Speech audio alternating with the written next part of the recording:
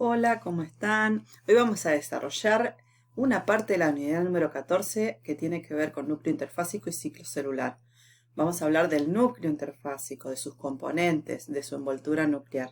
Y en un posterior video seguiremos hablando de los otros componentes del mismo. Núcleo. Acá tenemos la imagen. El núcleo es característico de las células eucariotas. Si ustedes ven acá en la célula eucariota, esta estructura que está en este lugar es lo que está indicado acá con la flecha, el núcleo que se denomina interfásico.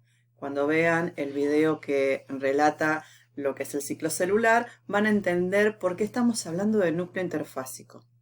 Cuando hablamos de la célula, decimos que el núcleo está presente durante una determinada parte de la vida de la misma, que es la interfase.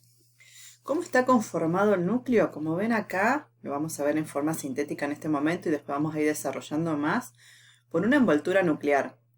Nosotros decíamos que cuando hablamos de célula eucariota, una de las características que tiene es la presencia de membranas internas. Dentro de ellas, la envoltura nuclear, que es la membrana que forma parte del núcleo.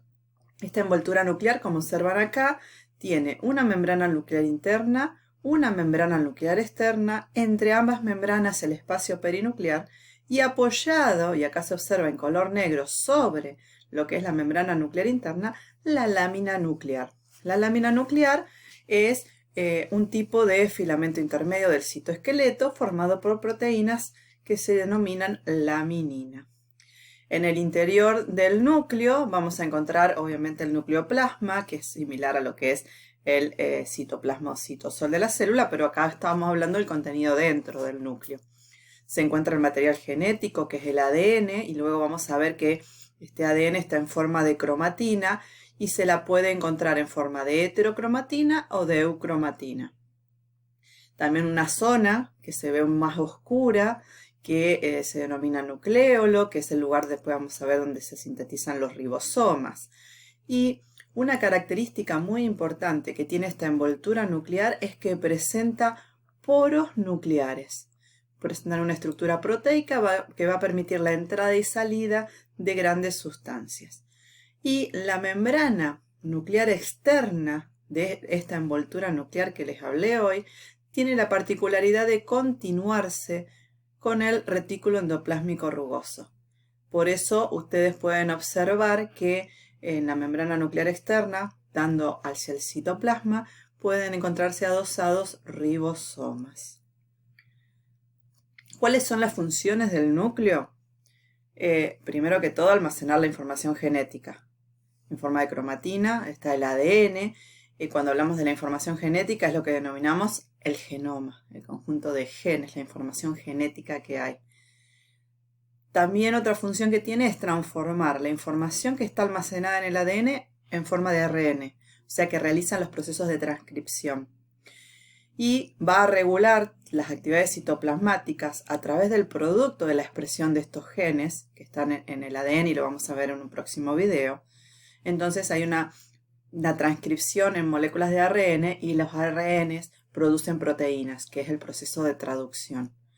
Entonces el núcleo tiene esta característica o estos tipos de funciones, que es almacenar la información genética, expresarla a través de la transcripción en moléculas de ARN, y estos ARN luego se expresan en formas de proteínas en un proceso denominado traducción. Como les dijimos recién, el núcleo tiene una membrana, y esta membrana es una doble membrana concéntrica, que dijimos que se continuaba con el retículo endoplásmico rugoso. La membrana interna está unida a la lámina nuclear, que le da soporte estructural. Recuerden que la lámina nuclear es un tipo de filamento intermedio, entonces da forma y sostén, en este caso, a la envoltura nuclear, que también se denomina carioteca. Y la membrana externa, que es la que se continúa con el retículo endoplásmico, está tapizado, tiene unidos, dando a la cara citosólica, ribosomas. Y entre ambas membranas se encuentra un espacio, ese espacio el que se denomina perinuclear, y si se continúa en el momento que la membrana externa del núcleo se continúa con el retículo. Bueno, el espacio perinuclear se continúa con la luz del retículo. Acá nos ubicamos nuevamente en otra forma para que se den cuenta. Tenemos la membrana externa con estos puntitos negros que son ribosomas, el espacio intermembranoso, la membrana interna, los poros nucleares. En rosado o violeta, según como lo vean, se encuentra la lámina nuclear, estos filamentos intermedios que dan sostén y forma a la envoltura nuclear. En el interior encontramos el ADN en forma de cromatina. Es el ADN que está laxo, desenrollado, que está asociado a proteínas, que estas proteínas se denominan histónicas y no histónicas. Y a pesar de estar laxo, hay distintos tipos de cromatina expresada. Hay unas pocas que están más compacta y otra no tan compacta. La que está más laxa o más desenrollada y es la que se está expresando, que es la que tiene los genes activos, se denomina eucromatina y acá está de color blanco. Y la más compacta o más condensada, pero siendo cromatina todavía, son genes que no se están expresando, genes estructurales. Se denomina esta parte de la cromatina heterocromatina. Y esta característica que le decíamos, que la envoltura, o mejor dicho, la membrana nuclear externa se continúa con el retículo endoplásmico rugoso, entonces podemos decir que el espacio intermembranoso o perinuclear se continúa con la luz del retículo endoplásmico rugoso. Dijimos que la membrana nuclear, que es la que va a separar o dar límite en la célula entre lo que es el citoplasma y el núcleo, va a controlar la entrada de sustancias al interior del núcleo. Se va a dar, obviamente, como en toda membrana, transportes activos, transportes pasivos, que ya los vimos anteriormente, pero poseen una estructura compleja que se denomina complejo del poro, que en este esquema, si acá vemos la membrana nuclear, esta es la interna y esta es la externa, fíjense que este es el citoplasma y este es el núcleo, hay una estructura proteica denominada poro nuclear. En una microfotografía electrónica, fíjense en cómo se observa, si esto es el citoplasma y este es el núcleo, la membrana externa, la membrana interna y este espacio que hay acá es el poro nuclear.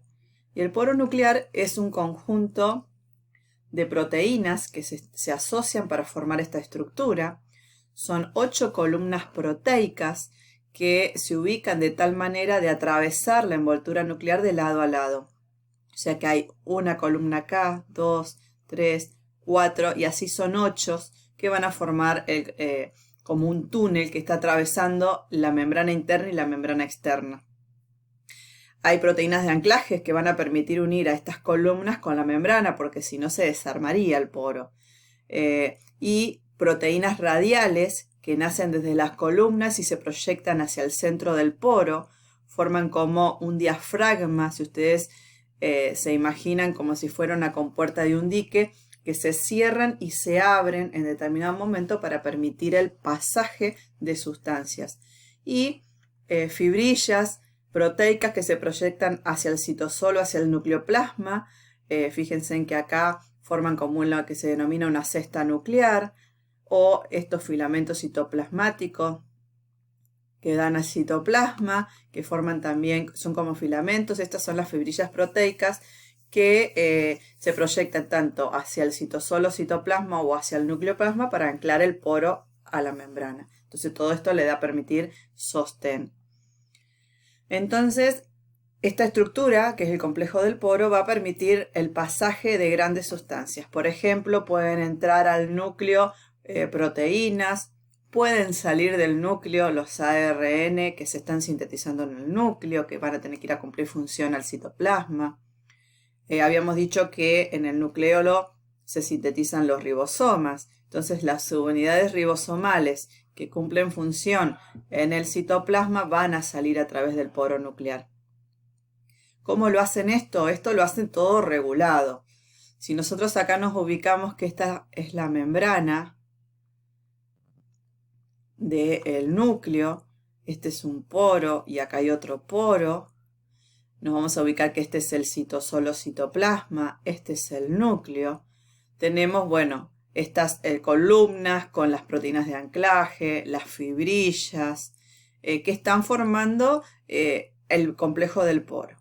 Tenemos una sustancia, una proteína, por ejemplo, que quiere ingresar o necesita ingresar al núcleo. No va a poder hacerlo así porque sí, sino que va a necesitar un complejo de proteínas que van a permitir su transporte.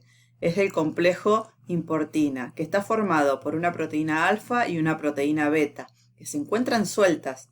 Estas se unen, alfa con beta. Alfa reconoce una señal, un NSL que tiene la proteína que va a ser transportada, se une a esa señal, se forma así el complejo importina activo.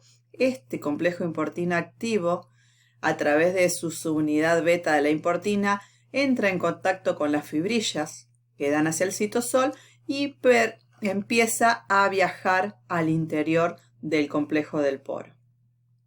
Necesitan obviamente de energía aportada por el GTP, se da el pasaje de estas sustancias, se separan la importina, se separa por primero la subunidad beta, luego sigue unido la subunidad alfa con la proteína y la señal, luego se separa la subunidad alfa, se separa la señal y queda unida, queda dentro del núcleo la proteína que tenía que ingresar.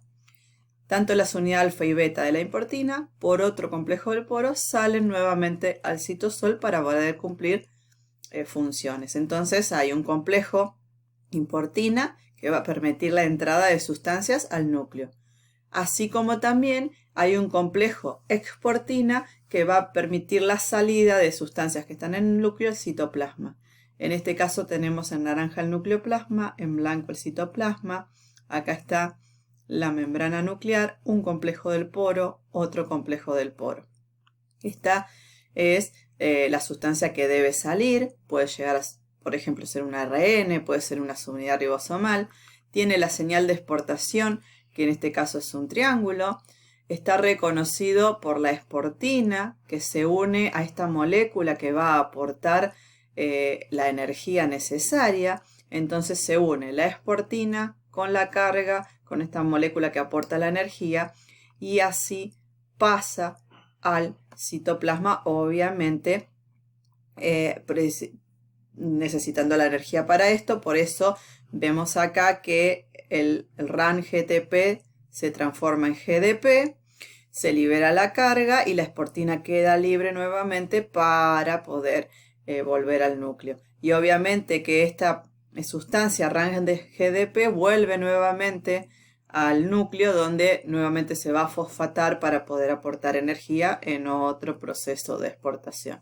Entonces, como ustedes observan acá, está muy regulada la entrada y salida de sustancias a través de los poros. Vimos en este momento una generalidad, una parte de las estructuras que posee el núcleo. Principalmente hicimos hincapié en la envoltura nuclear y en el complejo del poro. En el próximo video vamos a ir desarrollando los otros contenidos del núcleo interfásico. Vamos a hacer hincapié en la cromatina, en el nucleolo. Entonces les doy las gracias por haberme escuchado y los invito a seguir en próximos videos compartiendo contenidos de biología general.